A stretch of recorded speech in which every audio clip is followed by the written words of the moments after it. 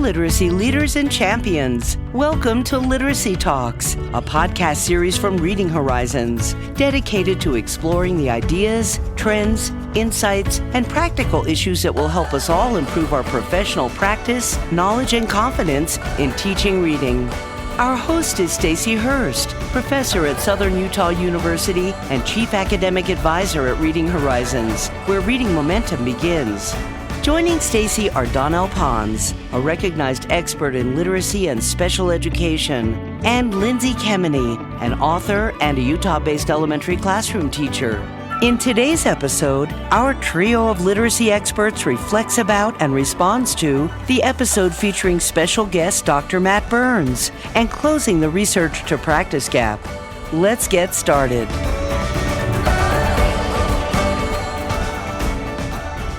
Welcome to this episode of Literacy Talks. My name is Stacy Hurst. I'm the host, and I'm joined by Donnell Pons and Lindsay Kemeny, as I am every week. It's just the three of us showing up and talking about literacy.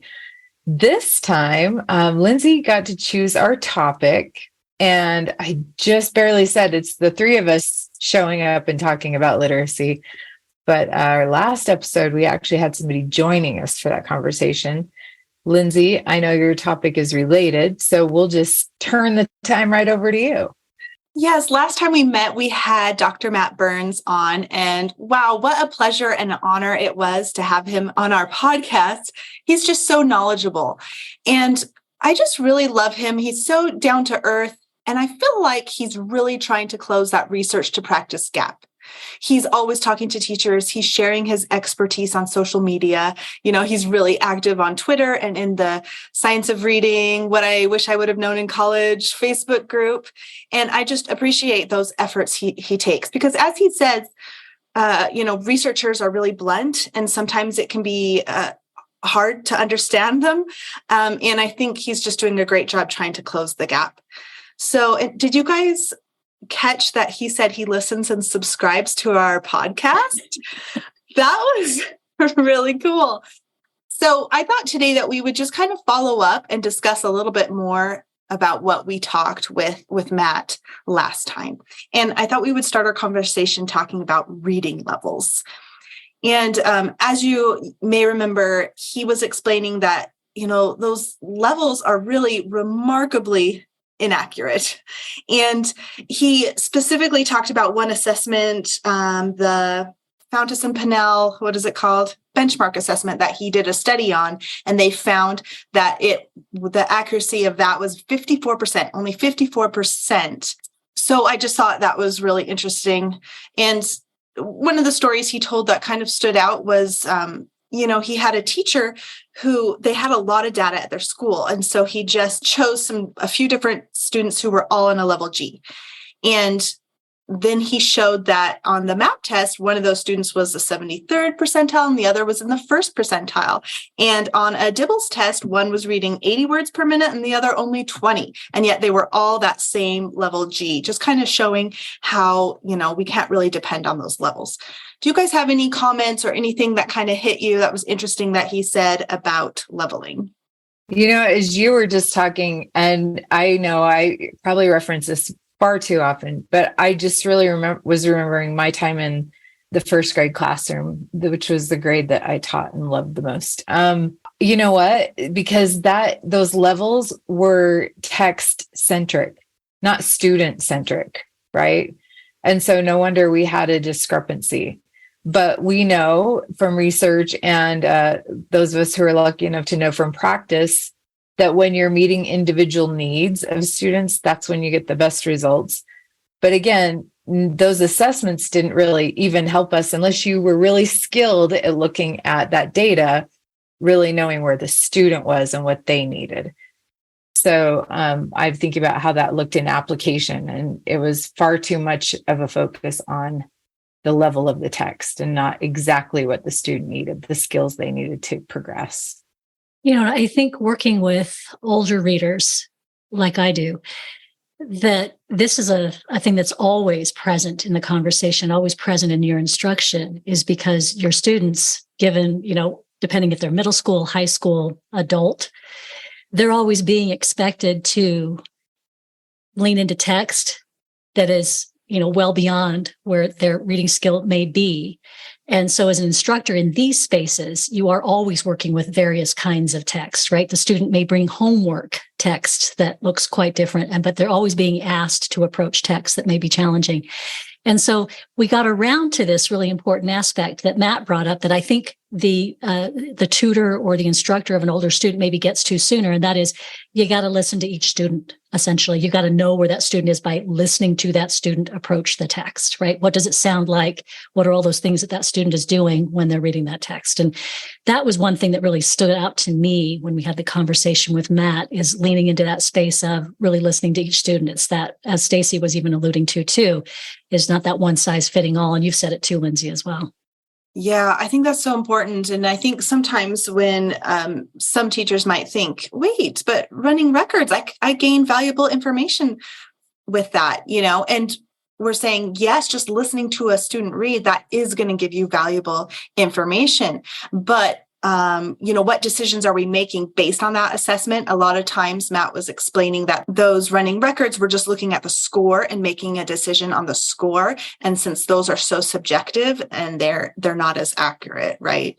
Of course, we want to listen to students read. And so, Donnell, I love that you bring that up. I feel like as a teacher, I get really familiar with how all my students read. That's why I really love small group instruction in my classroom, because then I get to know them even better as readers, which I can't always do in whole group. I can start to see their habits and the things they need to work on and all of that. I like that he mentioned some good alternatives instead of doing, kind of a leveling system or running records or the benchmark assessment, the F&P benchmark assessment. Some better options out there. He mentioned Acadience. That's what I use and love. He mentioned Dibbles, Easy CBM, AimsWeb, FastBridge. Some of those I'm not as familiar with, but a lot of these are free and inexpensive. We don't need to spend a lot of money on an assessment. I think if you have the framework to look at that, listen to your student and get what you need to know to help them. I'm thinking specifically, even something as simple as listening to your student read a piece of decodable text. Are they missing the high frequency words? Are they missing the words that follow the skill that you just taught them in phonics? Are they consistently missing a word that follows the same pattern that you taught 2 weeks ago? You really can get information from just listening to your student read if you know what you're listening for. Are they fluent? Are they sounding out words still? There's just so much that those other kind of assessments really don't capture unless you're a knowledgeable teacher. Yeah, I feel like a lot of those informal observations are some of my most helpful, most important a lot of times. I do like just the structure of progress monitoring with Acadience as well. But I remember just a few months ago, I had one student who I was listening to a read. Sometimes as you do this, you're going to pick up on patterns. And I just noticed, he keeps missing the suffixes. He's just completely skipping the suffixes. And so that told me, I'm going to explicitly go over this with my student and have him practice that. A piece that we don't talk a lot about also is being able to follow punctuation. And it's kind of dropped in there, but we never explicitly talk about it really. But it's extremely important. It's those traffic signals, right? And oftentimes you'll again, listening to a student read is the real tip off. Are they really sensitive to what a comma is doing in this particular sentence? Are they sensitive to when the quotation marks appear or paragraph change? All of those things are so important. And again, you wouldn't really be able to see that picture unless you watched a student doing the thing, right? That's another reason why I think it's valuable for the teachers to give these assessments themselves versus, having a paraprofessional or someone do the assessment, because you learn those things hopefully the teachers are listening to them read anyway, but even listening for something like phrasing compared to word by word reading. And I also thought this came out in our conversation with Dr. Burns too, but we can't assume that every teacher is listening to their students. I think when I'm put in those positions to give advice or I counsel, listen to your student read, or when somebody asks me a question about a reader, what do I do about this? I really can't say it until I hear them read. You can give me all the data you want, but until I hear them read, I don't know that I have an informed opinion. So he also was talking about some of the studies he has done. And Stacy, you kind of took a deep dive and looked up some of those. I think it might be, is it the one about pre-teaching the text that he was talking about? Okay, great. Do you want to share what you found and about that? First, I want to clarify. I don't know that I go right to deep dive. I tell you, like, I wish I had taken longer. However, I was having just a flashback because I remembered this study. I didn't know it was him. I didn't know the researcher at the time, but I remember the content. And he did 2 studies that are related to this. One was with a group of 3rd graders and one was with some middle schoolers. So the one I think I was referring to would have probably been, well, actually, I don't know which one, because I remember mentioning it to this special ed person at my school and saying, look, I just read this really cool study. Let's try it with a group of students. So kind of cool how life comes full circle in some ways, right? And I bet that little reading specialist, literacy coach me, didn't realize someday I'd be talking with the researcher, kind of geeking out about that. But really cool stuff, because in the first study, which was done in 2007, and let me get the name right, so in case people want to look it up, reading at the instructional level with children identified as learning disabled, potential implications for response to intervention. Or that was 2007. So he was talking about reading with students who aren't reading on grade level essentially, but pre-teaching them vocabulary is what they did in this study, keywords from the text that they would be reading. And they took 29 3rd graders and they did this with them 3 times a week for 12 weeks. And the intervention was only 10 to 15 minutes long. And they had a very specific procedure that they followed. And I'll let you look that up if you're interested in it. But it had really strong effects. They were compared, the control group were students that were receiving more of a guided reading kind of intervention. But the students who were pre-taught those keywords from the text, the vocabulary, did a whole lot better, significantly better. And then we're going to fast forward to 2011. And this study is called Comparison of the Effectiveness and Efficiency of Text Previewing and Pre-Teaching Keywords as Small Group Reading Comprehension Strategies with Middle School Students. And I think we know research articles, titles are really long, but all the words in this title are intentional. One of them, the small group reading in middle school. I don't know how often we do that with students, right? We probably are working one-on-one or in a larger group, but they did something similar. Now, Donnell, you can probably really speak to this, but these students, their baseline was a lot lower than the students in previous studies, right? But even so, they taught them a little bit of the structure of the passages that they would be testing them on. And they used passages, if I'm remembering correctly, don't quote me on this directly, but look up the study from QRI and some of the texts that they would be reading in their like typical grade level instruction. So they did a combination of teaching a little bit of key people from the text. There were nonfiction texts about historical figures, and then keywords that were related to that. They did that in a small group setting. And again, statistically significant was the group that got that previewing of the text and the vocabulary, the key vocabulary.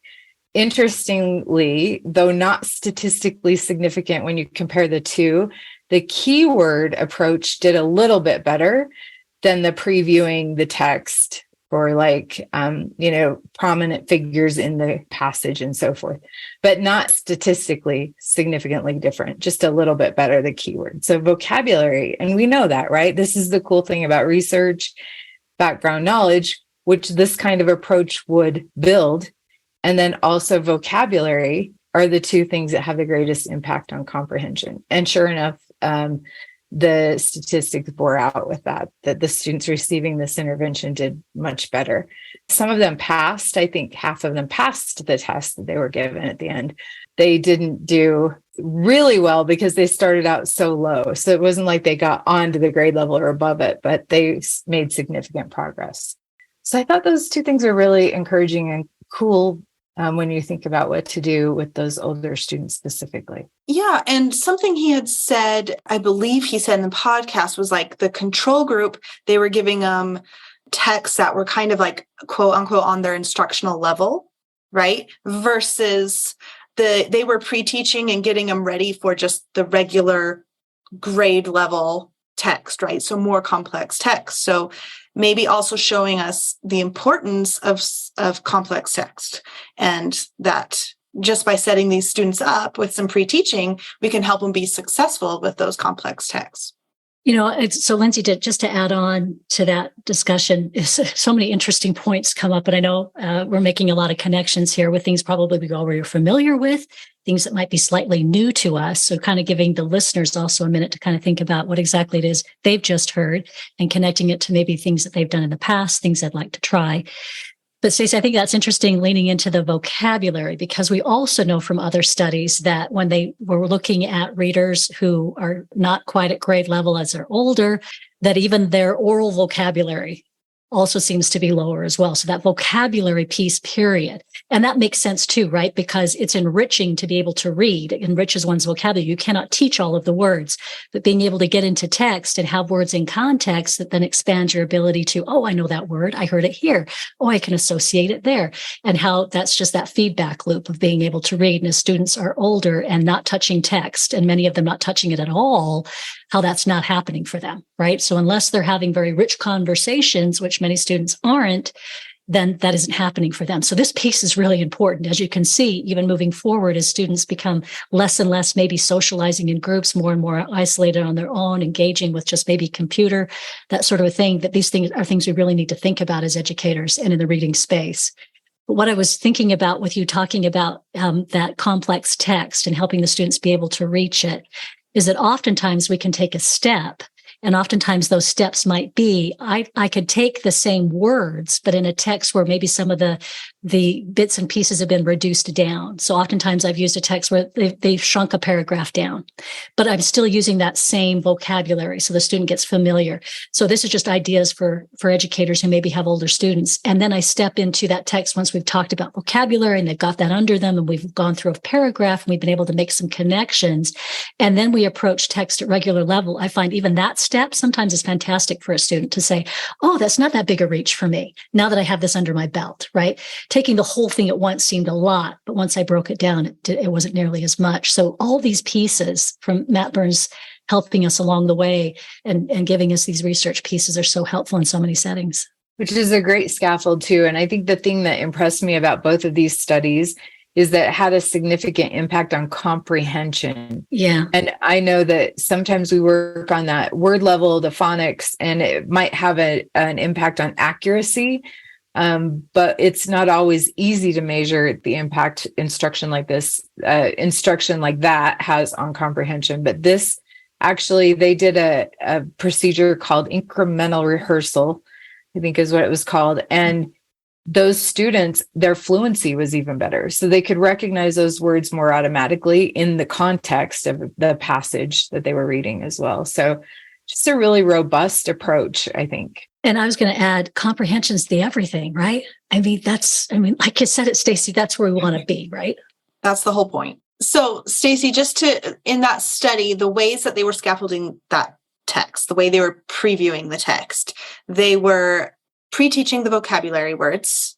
They were going over text structure, you said, going over key people maybe, or things in the text. Was there something else? There was discussion about those topics. And I think the research assistants were, I think, graduate students, and they actually did model reading the passage as well.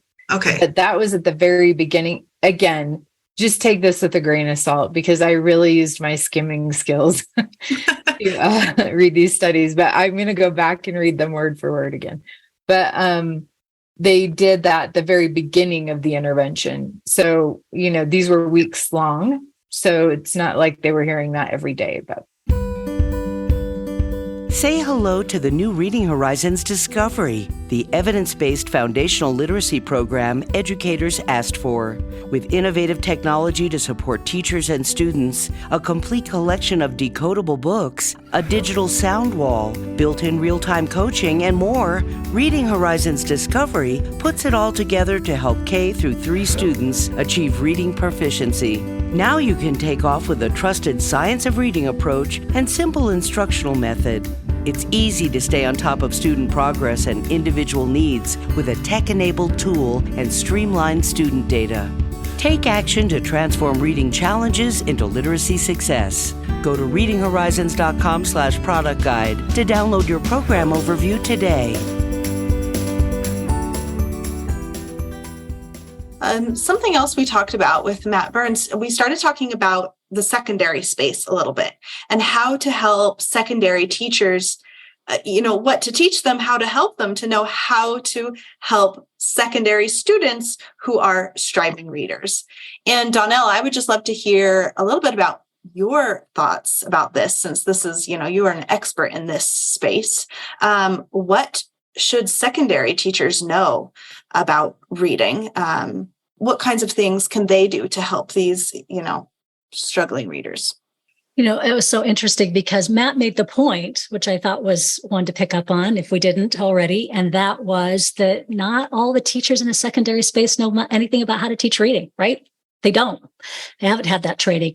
And so to go in and say to somebody, oh, suddenly this is now on your plate too, is going to be difficult. So I really appreciated Matt talking about that and saying that's difficult. But what are some things that we can do where we don't say, oh, now this is suddenly on your plate. You need to now be a reading specialist as well on top of everything else you're doing. And he gave some ideas and suggestions in the podcast. And a lot of them are things that we've talked about here, in being able to teach that vocabulary, those pre-teaching techniques and that sort of thing.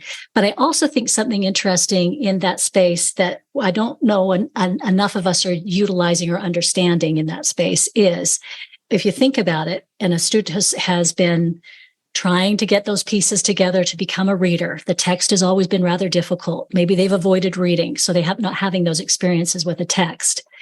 That when you are approaching a text that is a subject matter that might be in science, that's even more difficult because it doesn't really have much for me to get into because, hey, I haven't been doing much general reading of things I'm even interested in. And now you're handing me a text that I may not be all that interested in, depending on who wrote it. I'm not going to slam all scientific texts. Some of it could be fantastic. But a lot of those science textbooks are ones kids are cringing at, right? Saying, oh, this is going to be difficult.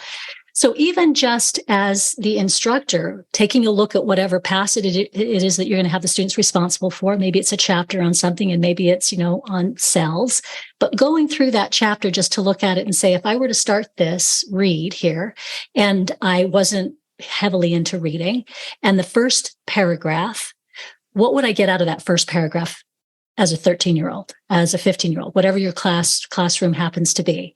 And I think even just that, I've had a conversation like this sometimes with teachers in different subject matters and just said, look at your first chapter of that read you're having the kids do and take a look at the first paragraph. What do you think if a student read that? And you know what? That's fresh eyes.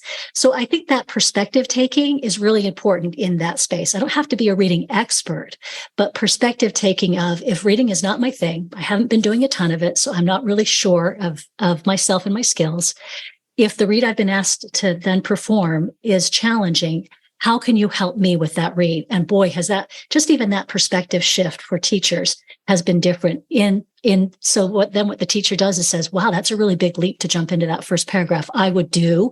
And then they have a list of, they already intuitively as good teachers have a lot of things. They just didn't know I need them here. Also helping them understand to those secondary teachers accommodations, other accommodations that they can do for those students. And Lindsay, this is a really good point that it came to my mind when we were having the conversation with Matt, but I didn't get to express it. And that this really important thing that I see happening fairly often for students in the secondary space is the assumption that, if a student is struggling with reading, then they only have to read and they'll reduce the number of pages. So now the student is getting a reduction of information and the teacher feels a sense of, I'm really helping. I'm trying to help because this would be a big ask to have the student read this much. But the reduction means they're getting less exposure to that information. And so I wanted to point out that we need to look for other ways for the student to get all of the information. So if that's audio is then available, so the student can have audio accompanying, then that should be the first go-to is how does the student get access to all of the information? Because it's not an intelligence gap, it's a skill gap, right? And we need to remember that. Yeah. And the rich get richer, the poor get poorer. And if we're not giving them as much information, they're going to be more behind in other areas that they shouldn't even be behind. So,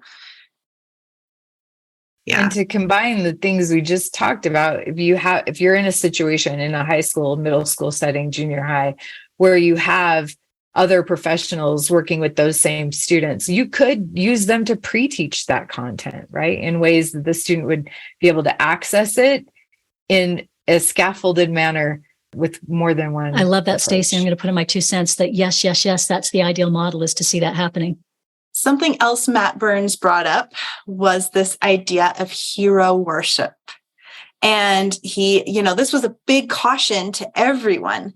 And sometimes we tend to think that, whatever the hero says is true. And he pointed out that this, Emily Hanford just did this whole podcast series, Sold a Story, that kind of brought that up. Well, he warned that we sometimes tend to do that again, and we need to remember to be critical consumers at all times. If you guys have any thoughts or anything to add on that? One of my first thoughts, because I fall into this category, you have those favorites, right? I mean, you go to a conference, if you get the opportunity to go to a reading conference, you develop this sort of rapport. Oh, yes, I'd love to see it. Oh, good, they're speaking. Yeah, there's that kind of thing that happens. And then there's sometimes too in the literature, there's just something that speaks to you, right? Or maybe they're addressing a topic that you haven't heard a lot of folks addressing. And so you do tend to find yourself gravitating this way. But it was a very good reminder. He's absolutely right to be good consumers, critical consumers. I would also add to that, though, that when you don't agree with someone in that space who has, put their neck on the line, they've written a book, they're suggesting the things, they're trying to push to get others to say, let's look at this, that we also can be kind about our criticism too, right? So that's another piece. And I think people find themselves having to feel like they're defending or fiercely, staunchly defend somebody when the criticism seems to be quite severe. And so that's another thing too, is Matt brought up this thing about learning how to be in those spaces together and how we help each other by saying, oh, I don't quite agree. Maybe look here. And I appreciated that because that's important on both sides. Yeah. He was saying like researchers are like that. They're just blunt and they're like, that's not true. This is how it is, and for a lot of us, we might be a little offended or taken aback by that. And that's just how they speak. So it's just trying to take emotion out of it. Right. Stacey, what were you going to say? I think this could be an entire episode on its own, and maybe it will be someday. I have so many thoughts and I'll try to keep them concise. I've said for a long time, research keeps us all humble. And by that, I mean, I've done this before, just little tiny action research projects, right? Like I'm certain that this is going to have this outcome, and then it doesn't. And then I would think, oh, it turns out I don't know as much as I thought I did. Or it gives you an opportunity to look at it in a different way. You think about the scientific method, that's what it is, right? But those of us who are practitioners and not schooled in research, or maybe we don't even like to read research articles, obviously not me, but a lot of other teachers don't have time for that, then we do find ourselves looking to people. And I think it's more like we should keep our eyes on the concepts and what we know to be true in this moment, right? Because things evolve, science evolves. That's the nature of it.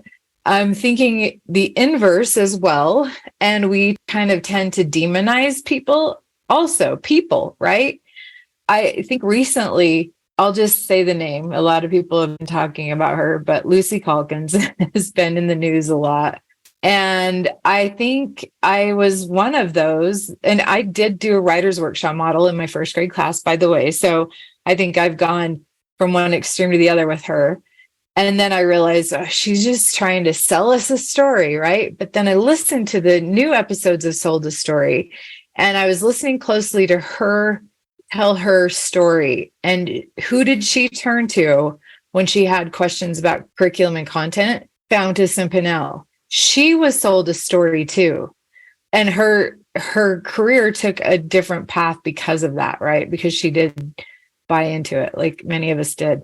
I think that's interesting. A recent conversation about who's on which side of whatever. I think if we just keep our focus on the content, that will help. I was reading recently Ending the Reading Wars by Hassel, Rassel, and Nation, which is just fun to say their names anyway. Yeah. But they were talking at the very end.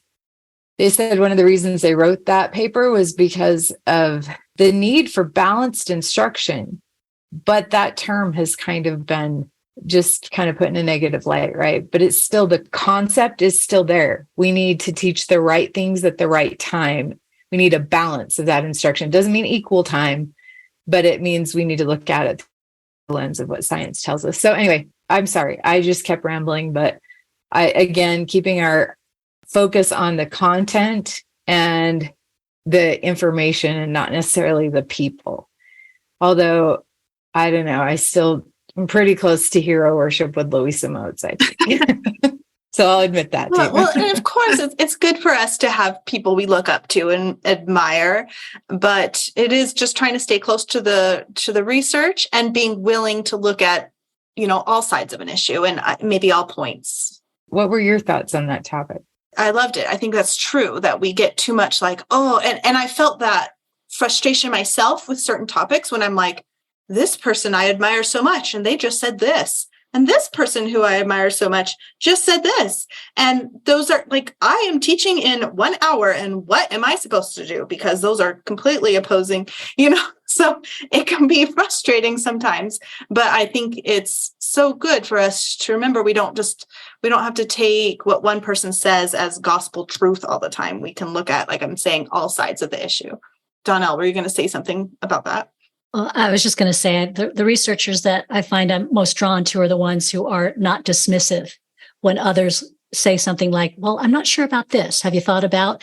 And I've also heard researchers say, show me the data. I could be convinced. I love to hear that too. So when I hear things like that and I see them not being dismissive of things that may be in opposition and they're willing to entertain a conversation, that's to me really draws me in. That says a lot. And also when they're willing to listen to the teacher too, right? Because we know that, the teacher experience might be different, or the experience in the classroom might be a little different than this study that was so isolated, and so it's good to look at all of it. There was another story Matt shared, just kind of on that, about the limits of research. And it was really interesting because it was someone who was doing, I think, a behavior intervention for a student. They tried this intervention, the behavior improved. I believe then it was like a winter holiday, and they came back and the behavior was not great again. And they had assumed their intervention is what improved the behavior. But when they talked to the parents of the student, they had said, oh, well, we had promised him a trip to Disney. And so once the Disney trip was over, the behavior went back. And so I thought that was interesting. So just another thing, sometimes there's limitations, right? So, it was a great conversation. We're about out of time. Anything else that Matt said, or anything else you guys want to bring up? Well, thank you, you guys. It was great. I'm so glad we had Matt on, and he was able to give us a little glimpse into his mind and his knowledge. Yeah, I found the whole conversation really inspiring, and maybe not for reasons that we've talked about even, but he has such an efficiency with research and practice, right? And I think a lot of it is because he was a practitioner for a long time. He considers himself a researcher now. I thought that the whole conversation highlighted that need to bridge research to practice and practice to research. And so a lot of those themes have come up in our conversations today. And again, we joked at the beginning of that episode, Matt is only the second guest that we've had on the podcast. And so far we've gone in alphabetical order. So we had Anita Archer, and then we had Matt Burns. Anybody come up with a C name that we can have on next? Okay, we're not going to go in alphabetical order. Donnell's face is like, oh no. Anyway, but thank you so much, Dr. Burns, again for joining us. And thanks to all of you who are listening with us and learning along with us. We really appreciate you and are always open to hearing from you and things that you'd like to discuss. So thanks again for joining us for this episode. And I hope you join us for the next episode of Literacy Talks. Thanks for joining us today for Literacy Talks, the podcast series for literacy leaders and champions everywhere. We hope you'll join the Science of Reading Collective, our free community, so you can stay current with the profession's newest thinking, free webinars, resources, and more. Visit Literacy Talks online for access to all episodes and more at readinghorizons.com/literacy talks. It's an exciting time to teach reading and help all students reach grade level proficiency this school year. Literacy Talks comes to you from Reading Horizons, where reading momentum begins. Join us next time.